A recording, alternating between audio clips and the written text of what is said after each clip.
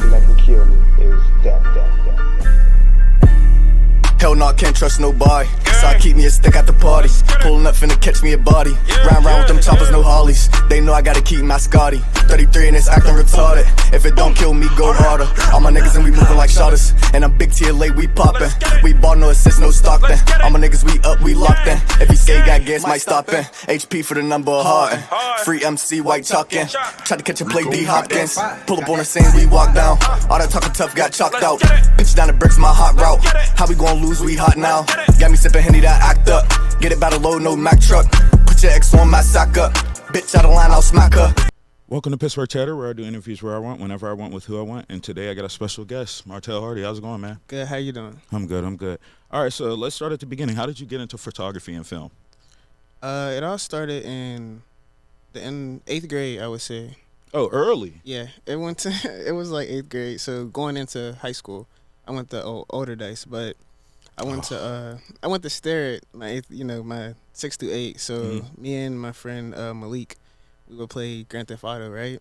So when the PS4 came out, you were able to screen record yourself, like the gameplay. So we'd make these videos of GTA in the hood. And he went to City High, so he was in the editing class. So we would record these videos. Voiceovers? Huh? Would you do voiceovers? Yeah, it would pick up our audio with with the mic we had. So we'd be like role playing and shit like that. Yeah.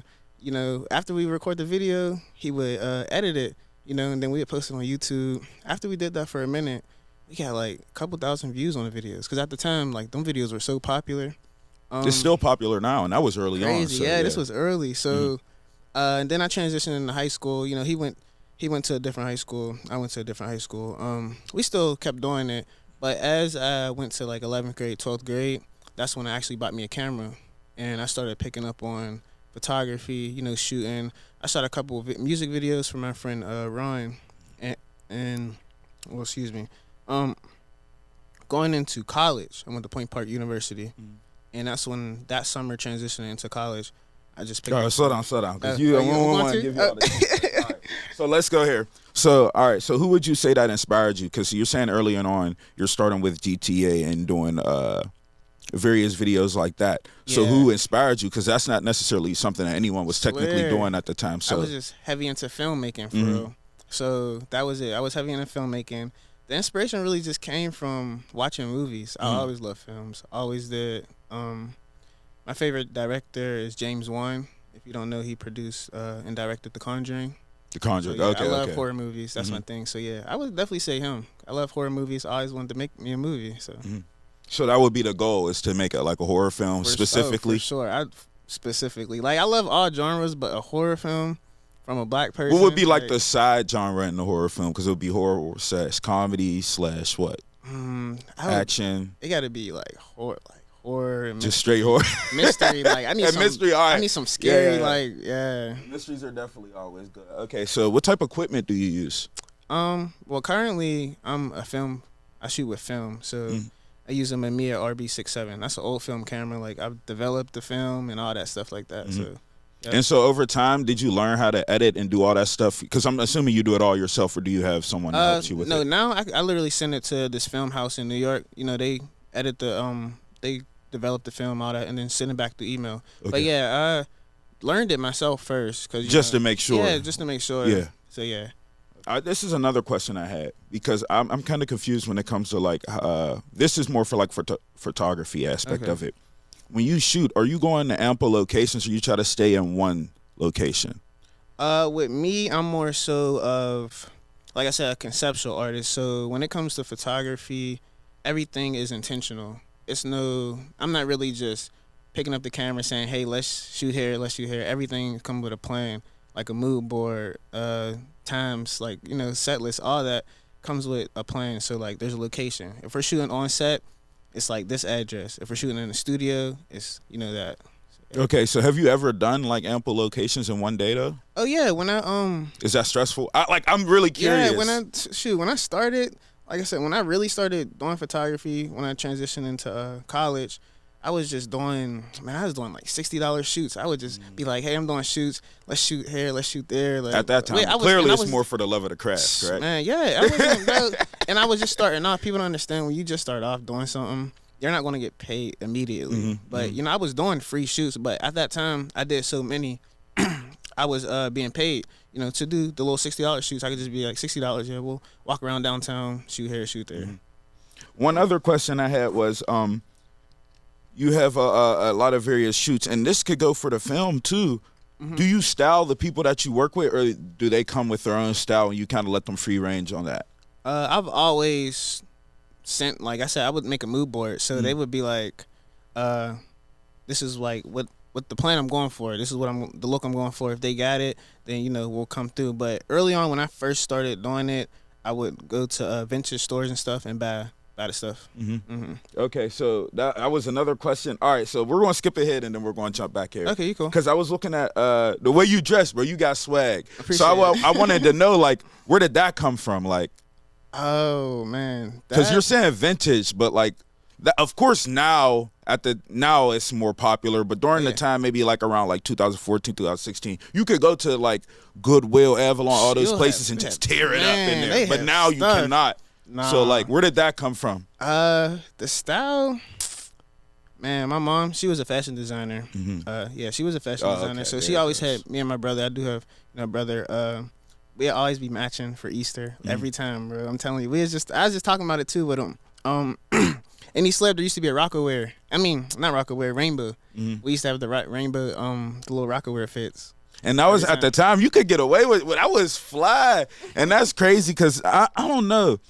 The Easter fit was huge. That used to be a huge. You get older, I don't care about that. But at the time, it was huge. And then if you didn't have an Easter fit, you didn't even have to be like Christian or no. You just see everybody just like in their Easter fits. You'd just be so jealous. Yep. I'd be like, yeah, I feel bad for y'all. I ain't gonna lie. You worked with popular artists. I stumbled upon this, and I was looking at the photos that you posted, and I stumbled upon this. You worked with Deej, right? Yeah. How did that come about? Well, people don't know. Literally, there's like a lot of artists in the city. We're just friends. It just came about. Okay. It just came about because we were friends. My cousin, blood cousin, is Mies. You know, you ever heard of Chula Gang? Chula Gang, yeah. Mies, yeah. So yeah, really, it was, you know, learning Pittsburgh artists through them. Early on. Yeah, this was early, man. This was like real. Oh, so early. This was a while ago. Man, this was like a while. And okay. So that shoot with Deej, she just came across like my work. Really, she just wanted to shoot, and I'm like, I bet. That was when she first, like, she moved to LA during that time. Was that before singing or after? No, she was singing. She was still singing. Yep. But that shoot in particular, 2020, I want to say. Because she was rapping first, so you got her when she was more like pushing the singing. Oh yeah, both. Okay. And she was transitioning. Yeah. Okay. Yep, she was transitioning. That's what it was. Yep. Yeah. She was transitioning, and we did that shoot 12 in the morning in the studio. We was there till like 3 in the morning, and then she left for LA. And so since you already knew her, it wasn't like no crazy experience. It was just like you're just working with a friend, and you were both able to collab. That's all it was. So how long did you guys do the shoot? You said how long? Yeah. Oh, like I said, it was like. Because you said early in the morning. Oh yeah, it was. We got to the studio around 11 p.m. and we was there till 3, 4 in the morning. Because I just remember going to McDonald's when I got done with the shoot to get breakfast, and then coming home. If you can get McDonald's breakfast, you're definitely up early. Yeah. Well, back to this, because you said you have your photos and your film, and you send them to someone. Yeah. So the question I have before that is, like, do you have an actual assistant, though, like, that helps you with everything, like schedules things for you? Oh, no, I'm not that far ahead, but I do have friends I always bring along with me just to even learn, or also just to help, because a lot of people just want to be so you do have for the experience. Oh, yeah, for sure, but not like a permanent, assistant. Right. Yeah. I'm starting to realize not it's like a permanent. hard, though, without, like, just it is doing hard. it yourself. And I'm doing everything. Like, this year, I really transitioned into my own business with Hardy Studios. So all right, we'll segue right into that. Yeah, Go ahead. That's what it is. So, it's like what Yo, Hardy segue Studios, right into it. Yeah. So Hardy Studios, it's a multidisciplinary platform for like all forms of art. And out of it, I want to produce film, direct, music, and also even design. So that's why it was created, just to get people like me in the city to come together as a team and work. And together. so now you do all of your work there. There's no real reason to go outside of there, correct? For all your photo shoots and stuff. What, Hardy Studio? It's not a permanent place. But that's the thing. Yep. The goal is definitely, a permanent spot, but that's just the name as of now. Okay, I got you. So there isn't a location yet. No, we all just work together as a group. It's a group of 5 members. Oh, so you're trying to build it up over time, so once it gets to that point, it's already a set. Exactly. Okay, That's smart. Like I said, everything like I do is really with intention. Like that's the most important thing to me. Of course, I seen that you did a book, and Yeah. I of course you can't see actually what's in the book. You just see the photo on. So how did that come about, and what was that? Was it like just all photos? What was it actually? Yeah, the book was literally all photos. I shot that in 2021, the beginning January. Oh, so that was a while ago. Yep, too. I shot it in 2021 January. I shot it with my friend Tootie. Mm-hmm. Yeah, and I literally gave her a concept. I'm like, hey, this is what I want to shoot. I'm really inspired by a lot of old photographers. So a lot of raw content, like nude photography, but like in an art Like form, who? Like Teenie Harris, maybe? Or that's way too far back. Yeah, I mean, I would say that. I don't look too much at it, but I would definitely say, yeah, definitely that's inspiration. But there's people like Bert Stern. Okay. There's like old photographers. Even if I mention them, people ain't gonna even know. But it's So like, in the book, it's all black and white. yep, it's all black and white and Okay. just all pictures of her. We got this little Victorian Airbnb and we just shot all around it. Okay, that's all so it's like, all right, because like I haven't seen the book, so I'm trying to get like an idea. So is it like pictures and then maybe the description? No, is it this is actually just a film book, like straight film book. So you straight can pictures. really- So it's really you just gotta all. look at the It's really details. just all pictures, but the way okay. they're just laid out, they're not just like each page is the same. You know, Mm-hmm. the way they're laid out was very intentional and how I wanted to do things as you were scrolling through it. And then at the end, there's like 2 quotes at the end. Is this something you're going to re-release, or this was just like a one-time? That was you a- missed out. You missed out. Yeah, that was a one and done. I did 15 copies, and that How was many it. did you keep for yourself? I kept 2. 2. Okay, So- there's no way he's just going to say one. Oh yeah, for sure. Out of I 15. kept 2, so I sold the rest, Mm-hmm. and then yeah, like I said, this was just something because I shot it 2021, and like I said, there was new photography in it, so it wasn't necessarily I didn't want everybody to have it, you know, but I wanted to make it limited. So since it was my first actual release and self-published, so yeah. Are you shooting like? So what are you doing here? Are you shooting commercials, ads? Like what are you shooting as far as when it comes to the film? Yeah, everything. Okay. Like for real, it's everything. That's something I always wanted to do. That's why I call myself a multidisciplinary artist and also a conceptual artist. Because once I transitioned from just doing photography, I just fell in love with everything. So was it to expand your range, or was it more of interest? For sure, interest and expand my range. Because I could just be a photographer, but it was like, man, I want to shoot movies. Like that's really what I went to school for. So I want to shoot movies, and I don't just want to do photography. I don't want to stay in one lane. I want to, expand. Of course. Who is the most famous person you say you worked with? The most famous. I don't. Well, that's the thing. Like when you see like everyone, because it seems like you keep everything kind of in house, and you have a lot of friends that are models, or have a lot of friends that are in certain industries or certain places. So you might not see it as like they're big, but to other people they may be. Yeah. You get what I'm that's saying? So like maybe for looking from like outside, like the outsider's perspective, more self of just yourself looking at it. The most famous, I guess, as far as popularity, I guess you could say Deej in the city. That's really it for But to you, like you said, that was yeah, your it's friend. just a friend, So swear. so yeah, that's but kinda like normal. yeah, to everybody else, yeah. hey, best shoot you ever had, in your opinion. That's It could be something that we haven't even seen yet, because I there's no way you have photos that like there's no way you probably a have lot. shots. I have a lot. There's like Yeah. this work that's never gonna come out. Probably Okay. when I'm long gone. It's just best shoot. I would say the one me and my best friend did, Jay. I remember we were just randomly driving around. We wanted to shoot. We went to the studio and we just shot these random pictures. But that was my first time uploading. It's this thing called Photo Vogue. So Vogue has this blog where you can upload pictures, and if you get picked, the picture will be posted on the thing. Oh, that's how you see certain people. Yeah, Okay. with the Okay. little Vogue, Yeah. with the yeah. Vogue tag. Yep, that's what we did, and that was my first image I ever did with that, and yeah, it went on there, and I was like, boom. I was like, damn, that's hard. No, Sorry, that's 'cause I guess. So wait. So I'm confused. So like, do they contact you and say congratulations? You're literally, you gotta wake up around like 7-8 o'clock for real. Upload this picture. You can upload 3 pictures, and one of them will just randomly be picked.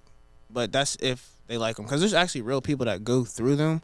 But you don't always get picked. It's just whatever has their interest. So if you do get picked, it's like, oh, you're on the right path, basically, type of thing. Yeah, I mean, it's not something so big, but it's good to see like recognition. There's but other Vogue people. is top tier. That's like the highest you could go. So cause Yeah, like, but it's like a blog version like of it, so it's like it's hard to explain. But it's don't like, diminish the achievement. I'm not. No, it's like it's hard to explain. It's not like, wow, this is like the official Vogue. This is like a blog they have that's like smaller, but you know, for It's me open it to was the like community. people actually looked at these pictures though to pick me, so I really felt good about that.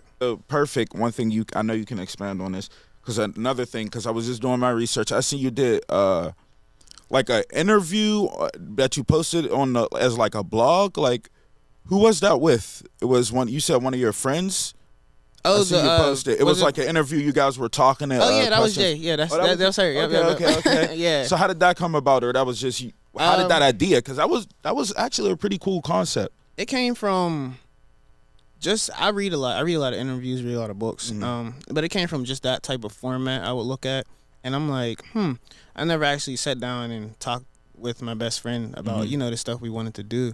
So I felt like that was a good idea to put out in the world for people to see.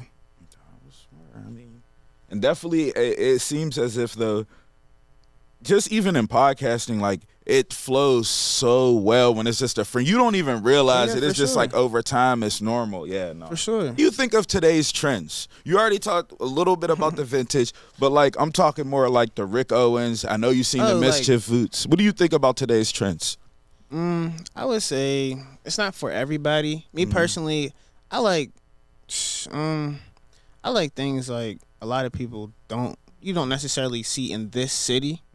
I would say you would see everywhere else because Pittsburgh's always behind with things. Oh, so late. But we're like, late. But I would say it's not for everybody. But I get the concept of why stuff's made. But the Rick Owens, I never been on that wave. So what do you think though? Like, you say what you think though. That's definitely a crazy wave. Cause they've been out for a minute, but I don't know. That's like okay. What about Doc Martens? You those are pretty cool. You think? Oh yeah. I mean, I'm not a fan of Doc Martens. I never wore them. I never had. All right. Let's see. What are you a fan of shoe wise?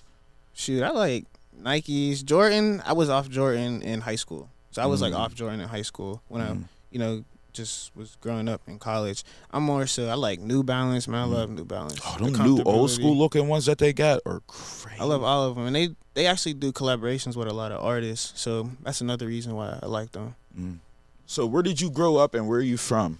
So I grew up on the Hill District. My whole family's from the Hill District. I grew up in Oak Hill. The Oakland part or the Hill part? The Hill part. Okay. Yeah, let it be known. And then, like, I went to Madison up to second grade until they closed.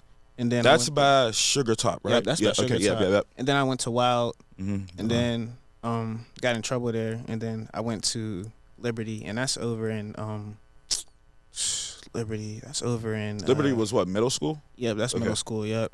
But yeah, I went to Liberty, and that's when I moved to Lincoln. So that's where I'm at now and stuff. And then you went from Lincoln. I moved to like Lincoln. I moved from the Hill to Lincoln. Okay, got you. And then that's when I started going. I was still going to Liberty. Then I went to Stare in the older days. Like I'm still in Lincoln. So yeah, that's where I grew up. But yeah, most of the parts, like I just grew up in both areas because I was, like I said, my whole family's on the Hill. So I was always over there playing. I would just play with my friends over there. Release the Den, all that. I love doing that. And then, it stayed the same when I went to Lincoln. Met new friends and stuff like that. Okay, so you said you had a brother. So talk about your family a little bit. Mom, dad, brother. So my mom and dad, they split when I was younger. I would say they remain cordial though. Yeah, sure. Okay, yeah. Because me and my brother, we'd go over there. He's 2 years younger than me. I'm 23. He's 21. Okay. So, you're young. Yeah. So you're ahead of your game. You're good. Yeah. Okay. So me and my brother, we'd go over his house. When we moved to Lincoln, we'd go over his house every other weekend. That was like the core thing to do. That was cool. My dad's cool. He grew up. He taught me a lot. Like there's no. You know what I'm saying? I love my parents to death. Like, my dad taught me a lot. My mom taught me a lot. Man, I'm very OCD from my dad. He look, when I tell you, I have like this love for vacuuming. It's weird. I love to vacuum. But like I said, me and my brother would go over my dad's house every other weekend. As soon as we go over, he'd be like, "Wash your hands as soon as you come in the door." Man, my brother, he's a little messy. We have to vacuum the damn house all the time. I'm telling you, it was weird. He's really OCD, and it's crazy to me. But yeah, I love both of them to death. So yeah. No, that's a good thing. OCD is a good thing, but if you're not someone that is OCD, it can over time be like, really, oh, how do you see that piece of hair right there? Are you serious? Yeah. No, yeah. I understand completely. All right, so early on, were you into any specific hobbies or extracurricular activities? For sure. Before, I would say like around elementary time. Oh yeah, elementary. Like I said, I went to Liberty. Right down the street was the Boys and Girls Club. Oh, okay. Played every sport there, like every sport you could think of. My mom always kept me and my brother busy. So yeah, transitioning to middle school, I was into soccer a lot. Love soccer. We was, man, I thought I was going to the league. I ain't gonna lie to you. Sleep on soccer in the hood, bro. And I used to be like, do y'all not know how much running we are doing? Man, like, no, for real. I had to do cross country just to condition for soccer. A lot of people did track. I wasn't a stamina like person, so yeah, I love soccer. And I played basketball a lot. I did a lot of summer leagues. Basketball was more for like fun. Which one was competitive? Competitive? So it was the soccer. Okay. Soccer was more like in a professional school district and stuff. Oh, Basketball, me and my friends would just always go up to Mellon every day. One day, this dude, he seen us walking back home, and he was like, "Hey, we have a summer league." So that was my first time doing a summer league and shit. I thought that was going into high school. I'm like, oh, I'm a trial for the high school team, older dice. Shit, I got there. You know, we had all them twins. I'm like, oh, let me. Yeah. they like for real, you know? So wait, hold on. Backtrack here. So you were playing in the summer league and you were doing pretty well. Yeah. So you felt as if you could go. I'm a point guard. I'm a pass first point guard. Yeah. Love passing. My inspiration Rondo, for real. Everybody loved me because I was always passing the ball, but I get it to him at the right time. Yeah. Shit, I went to high school. Like I said, I seen 4 different sets of twins. I'm like, these niggas is like they trying to go to the league for real. Like they trying to win the national championship. They wasn't playing. No, okay, for real. So was you like shocked, or you didn't even do it? That just killed the thought of like basketball. That was out the way. Yeah, because I only tried out literally just a trial. I had no dreams of like becoming a professional ball player or anything, but it was like just a trial for something to do my freshman year. That's wow. Like, I'm sorry, it's just so funny to me because I can already see like thinking like, okay, I can do a little bit. Yeah. And just seeing the twins, and I've seen them play. So once they all get activated, it's kind of like I came in the older days when it was lit. Like even with the soccer thing, you know, I was still interested in soccer. I did try out for soccer, and them motherfuckers ran too much.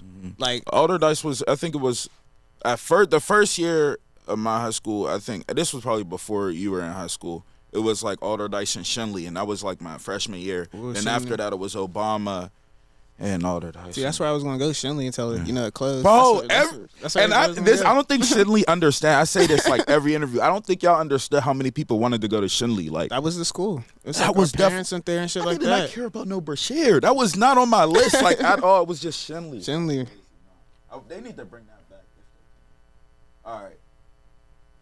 So, before you got into photography, clear you have to work for yourself before you can do like free range things. So, what occupation were you in? Like, what job did you have before? I did. When I got to college my freshman year, I started working at Target. You said Point Park, right? Yep, Point Park. Yep. I started working at Target, and I was really just stacking my money because I didn't have bills. I didn't have nothing to pay for, and then so I bought my first professional camera because I did save up before for like a little $400-$500 camera. But when I started working, I saved up for like $1,000 camera, and that's when I really started taking things serious. And from there, you can notice the difference in change of cameras. Yeah, for sure. I mean, it depends. Like it's really all about the lens, I would say. Okay. That's what it really is. But yeah, and then now I currently work at Pitt, so it's like I still stayed with a job because I was never the starving artist type of person. I'm not. Bro, I'm not going to be broke. I like nice things. I like to do nice things. So I'm not going to be trying to survive off this little bit I'm making from art. Like, bro, no, I'm not. Like, no, that's real. Like, okay. Real. No, you're definitely right. But the one thing I'll say about the starving artists, it's like their art don't even get like the most appreciation until they pass, and then that's when like Basquiat, like, oh, they did him greasy, For sure. like. Man, so like over time, it's just best to, like you said, have a dress. You say you like to dress and stuff, so you can't be out here with just the hood, one hoodie. Yeah, like I like to go on trips, stuff like that. Yeah. So it's like, I mean, yeah, I don't like it. I do my 7 to 4, but after that, it's like I come right home and clock into my art career. Boom, what I'm gonna do today? Like, you know. Perfect. So talk about my bad. Talk about Point Park a little bit. So, like, after high school, after all the dice, you went to Point Park. What was your major, and what was that like for you? I majored in film production, so I loved it. I loved everything about it. That program, it got you hands-on your first year and freshman year, like you were shooting movies, literally, freshman year. And I felt like I was really good with the camera, you know, cinematography. Mind you, I was doing photography over the summer before Point Park. So, after the freshman year, my sophomore year, Before the sophomore year, I was shooting more and more in photography, like just more. That's when I was like, oh shit, like I'm really good at this. This is what I want to do. So I ended up switching my major, but I also ended up losing my scholarship for film because you had to go on a scholarship for film. And so when I switched my major to photography, wait, why did you lose it? Was there a specific reason? They have a program. I think it's called like the COMA. That's like the program for dance and film majors. And that was my scholarship on there. So that's what I went for. So the photography wasn't a part of that. It was a whole different thing. Okay. So like I was like, fuck it, I'm gonna still do this. So I had to go into the beginner class. This is my sophomore year, mind you, but when you switch a major, you have to start in the beginner class. And I remember the first day our teacher was like, introduce yourself with pictures you shot over the summer. Mind you, everybody's sending these family pictures, boom, boom, this. I'm sending whole ass editorials that I did. You know, I'm like, and the teacher's like, wow, boom, boom, boom. So I really stayed close with him throughout that year, and I was just like, I'm gonna drop out. I don't want to do this no more. I feel like I know what I want to do, and you know, the professor I had, he really encouraged me to like. He was like, yeah, just go for what you want. You're good at this, for real. And so that's what I did. So you didn't finish? No, I dropped out sophomore year. So like, all right. Have you ever thought about going back, or at this point it's like you perfected? What's the point? Yeah, I definitely learn don't anything. think about going back, but I definitely do appreciate the experience I had because I wouldn't be me without that experience in college. Okay, I respect that. All right, one more. It was downtown. So were you staying on campus? I stayed on campus. Yep. So all right, I'm sorry. Let's dive it out a little bit, because like, what was that like? Was it like still being in Pittsburgh? Man, like, what was it like? For me, you get what I'm saying, though? Yeah, for me, it was kind of new because one. Every time I went downtown before I went to Point Park, it was like I would just go to the point and go here. When I actually stayed down there, I was like, damn, it's kind of big down here. You know, I would walk around because I would be so bored, and then especially in the nighttime in the summer, I'm like, we really don't have a nightlife here. So I'm just literally walking around downtown, just exploring places. But after I learned it a little bit, it became the same. It became the same, really routine. Because I notice a lot of Point Park people, they normally go to the river and sit over there kind of thing. Yeah, that'd be that's a vibe. But only when it's good weather. Yeah, and it's crazy because you wouldn't even know. There's like people be coming from all over the fucking country to Point Park. Like literally, there was somebody who was from Las Vegas. I had in one of my classes. I'm like, that's so random. But at the time, we were #1 in dance, so a lot of people came for dance. Oh, that you see them walk past you, see them dancing all the time. Yep. Did you do any partying or any of that? Oh yeah, freshman year I had the part. I was like, I'm gonna go to a party, but Point Park never had them. It was always Pitt. So we were. They call it the Triangle. Duquesne was the bougie people. Then you had Pitt, the rich motherfuckers. Then you had Point Park, the weirdos. It was like a triangle. So Pitt always threw the parties though. My first party I ever went to, it was like in this little basement. I kid you not, like it was crowded, shoulder to shoulder. This guy's like moving people out the way to really snort a line. I was like, oh, I'm in college. Like, no, for real. I'm in college for real. Like, I've been to parties at Penn State, and there's certain stuff I seen that I would just never speak on. It's I was just like, but during my college time, that was the only party I went to, literally. But so you only went to one party? Yeah, and yeah. What about the Southsider? I guess that doesn't count. I mean, when I was in college, yeah, there was like I went to a lot of parties. That's how like my name became so known because I would go during this time. There was like a lot of fashion shows. This was like 2019. There was all these fashion shows. A lot of people were throwing, a lot of parties was going on. So I would go to a lot of them. Yeah. So all right, perfect. Making this easy. All right, so fashion shows. Mm-hmm. When you're at these fashion shows, are you just supporting, or are you actually in them? Or are you helping style? I always come to support, like literally every time. So if they ask you to walk, though, you will. It got to be some hard shit. What do that mean? Like, so, I'm like, not just gonna. Yeah, I'm not just gonna just walk. Just because. But and because I really do respect people in their craft. Like, if you want to model, do that. That's not my lane. But if I was asked for just to walk for somebody, I'd be like, I look at it. Just got to be some hard shit. It got to be some hard shit, and then I do it. So they gotta put that shit on. Oh, Yeah, okay, they gotta be some hard shit. Okay. All right, so I don't want to like make you list any top. No, we're gonna do it anyway. The top 5 models you've worked with. You got J Mouse, my best friend. I work with Shekinah. She was a part of me when I was coming up. Elena Walters. That was somebody I met in Point Park. And I would say you got Tootie. She's not modeling, but it was like a muse to me, so you got her. And yeah, I would say those are the top. All right, I just wanted to give you time to like shout out people that kind of and that's your top 5. And who would you want to work with? Who's someone you definitely want to work with, like for sure? Man, like you dream about it. This year I tweeted this too. This year I want to work with Baby Sosa. I don't know if you know her, but she's an artist. She's a big artist. I want to work with NBA YoungBoy.